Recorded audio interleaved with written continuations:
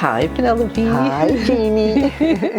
This is Sophia, and she's a rescue. She had a pretty rough start, feral life. She'd been in several shelters, and I was volunteering at the shelter.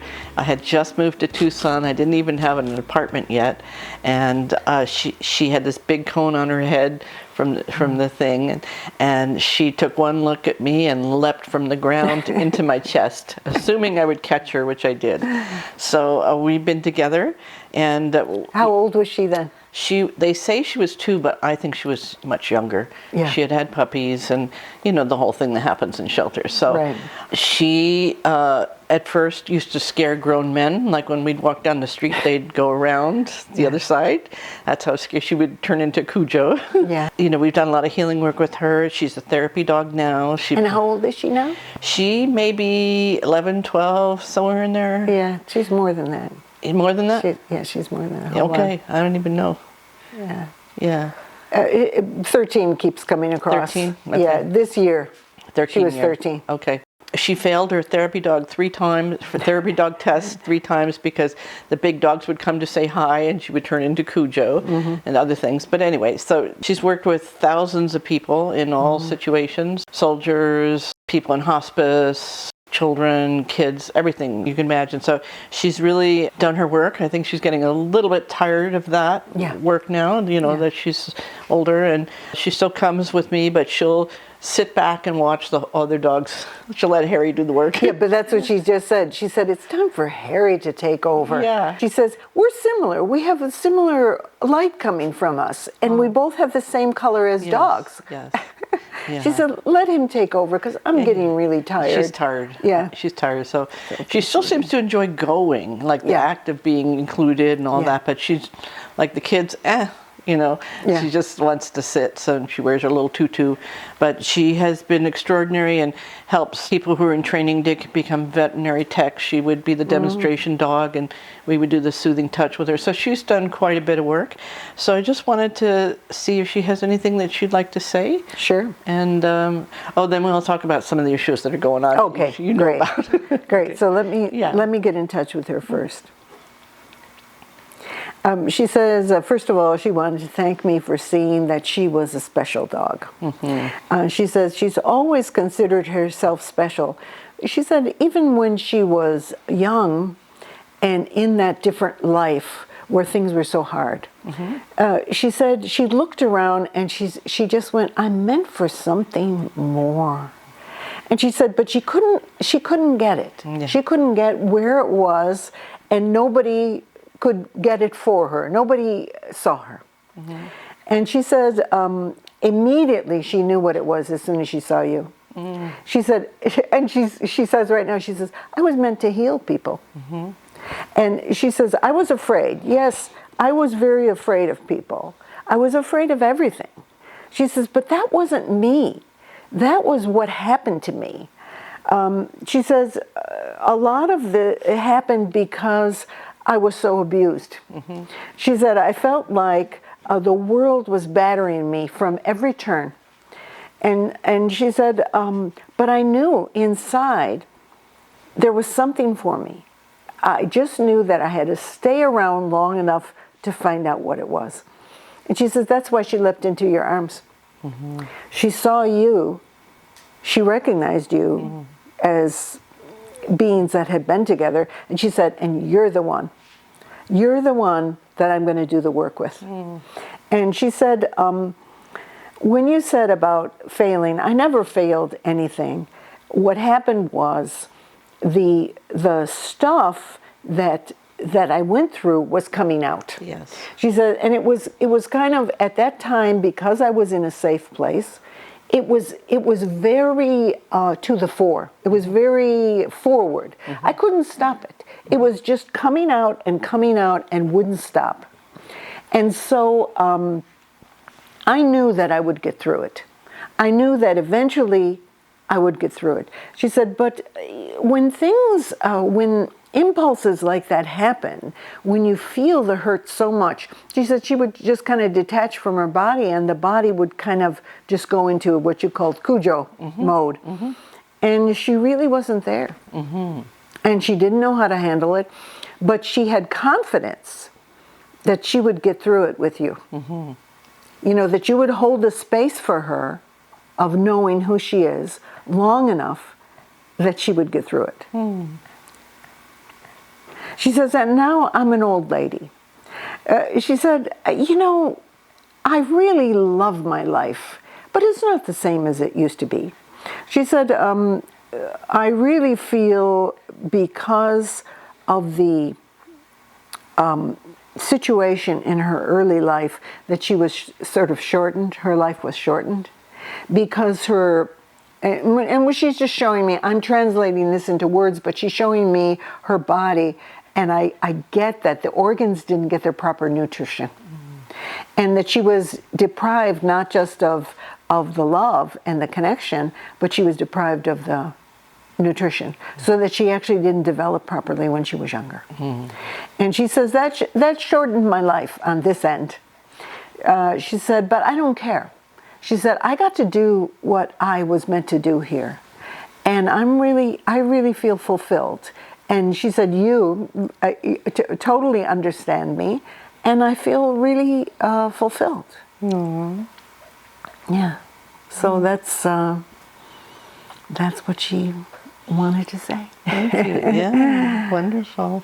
Is there anything else that you wanted to ask her? Well, I'd like to ask about some of the physical. Obviously, she's, you know, having this accelerated aging situation. Yeah. So we've got a couple of things going on. We've got a cough that is totally, she's had it for years, but, and the vets haven't really had an answer. And right now I went to another vet, he put her on a steroid, which helps somewhat, but they said it's not good for... No, it's going to ruin her other organs. Right. Yeah. So just to understand what we can do to make her more comfortable. You know, I don't know if she's in any pain. And also, we've got peeing and pooping in the house now. Yeah. So physically, it's a little bit of a rough time. Right. Okay, let me just listen to her.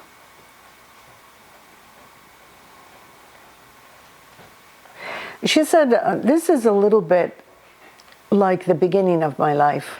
I was checked out a lot of the time, out of the body. She said the body was hard to face because it hurt a lot. And she's talking about early in her life, that she had a lot of hurts. And she was hurt by people and by dogs.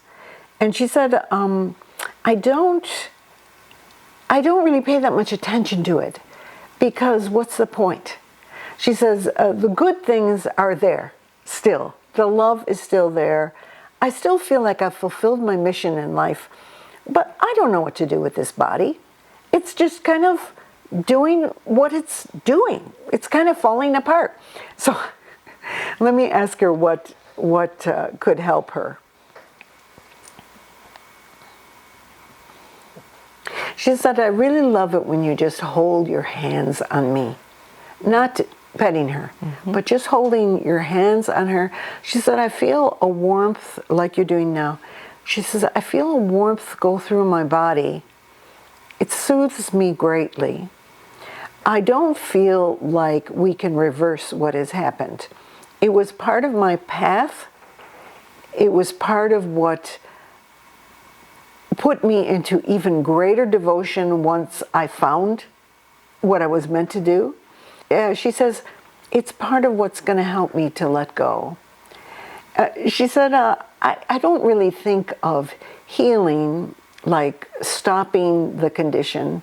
I feel like I've done what I was meant to do. And she said, if you can give me this soothing warmth every day, and she says, as often as possible, it feels really good. And again, not the petting, it's the healing energy she feels from you. She says, and don't worry about the body. Don't think like you're going to fix it. It's not really fixable. She says, it was destined. You know, she was destined to be damaged, her body, when she was younger. It helped her to be strong. It helped her to keep looking, you know, at what this was that she was supposed to do. And she said, and she found it, and she did it, despite all the obstacles. And she says, well, why do you want to fix me now? I've done it. I've done everything I was ever meant to do. She says, I know it's difficult. I don't know when I'm going to pee. I don't know when I'm going to poop. It just comes out of me. And I don't remember even that I've done it. So, and she says, there's no point. She shows me also that your healing energy is very soft. It's very soothing. And she says that's what she needs right now, is a feeling of being soothed. She says, I don't want any of the energy that's going to try to change anything. And she shows me, don't even bother trying to fix me. She says, just give me the things that soothe me. She says, I'm not so much into physical things anymore. You know, she says, yeah, I eat. Yeah, I do those things. But really, the most important thing to me always has been the connection with you. And that's what she has. So, you know, again, people always are oriented to death is a bad thing. And healing, we must heal. Heal means fix. And she really gives it clearly that healing is about continuing the beautiful connection. And that's what she wants from you. So she says, this means a lot to me. And she looked at me and she said, thank you for understanding. And she says, I'm done. I'm done talking.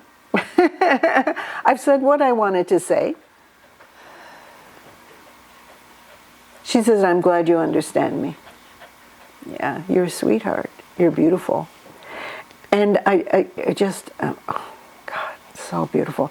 And she's just showing me the softest, gentlest lovingness, light emanating from her. And really, you know, that's all that matters. People get so hung up on making things right, fixing things, but sometimes things aren't fixable. Yeah. You know, we want to do the best for them. Oh, and you asked about the discomfort and the pain. She says, pretty much, I don't feel my body much anymore. I just, when it starts to feel uncomfortable, I just lift out of it. She knows how to do that. She said, I learned that early on. When things got bad, you just lift out. Yeah. And she said, that's what I do now. And she said, the only thing that really brings me back are the comforts. Yeah. She said, food is a comfort, and you are a comfort. And she said, it brings me back, but it brings me back into the gentle, warm place. And she says, I don't really want to feel the rest. There's no point. And she says, and don't worry about me. I'm going to have a very peaceful death. You won't have to worry. And if I need help, I know you're going to ask that. She says, if I need help, I'll let you know. And she says, you always get me. You always understand me. So there's no problem. I feel very fulfilled.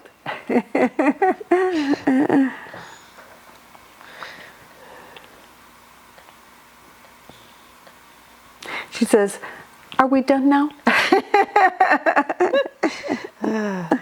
She says, I'll stay here on the camera because I know that's what people want, but are we done? She says, I love you and that's all that matters. Yeah. Yeah, it's very beautiful. I mean, it kind of, you know, just shows me so clearly when the way she states it. She's handling everything.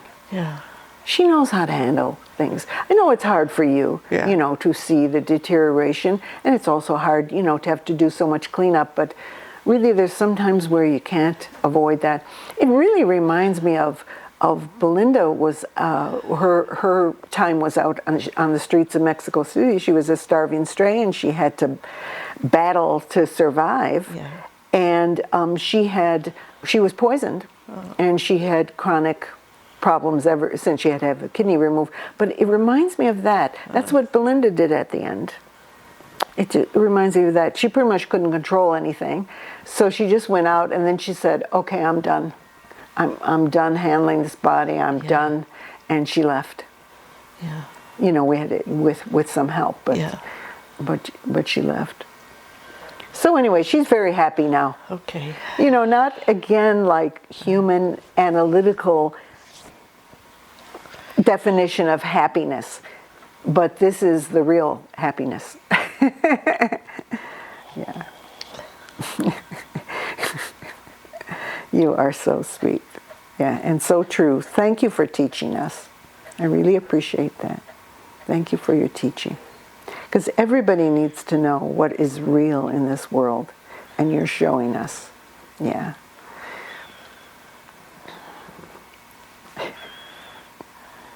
That's more comfortable. Okay. Thank you.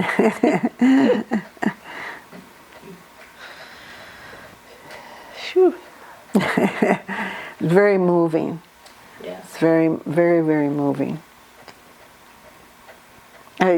To feel the depth of these souls, particularly when they're at this stage that they've lived the life that they really wanted, but they've gone through a lot of hardship. Yeah. We can all identify with that. Oh, yeah. Life on Earth is not easy sometimes, and sometimes it's rougher for some than it is for others. If we can just accept the experience in the light of how they view it, and each being will be different. Some will say, yeah, I want relief from pain, get me to the vet. And she's not saying that. So I respect that. I always respect what they say, even if it's hard for me. Yeah. Thank you, Sophia.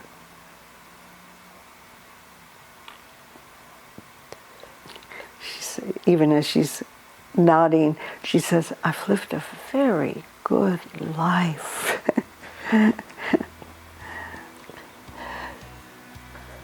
Lots of learning from her.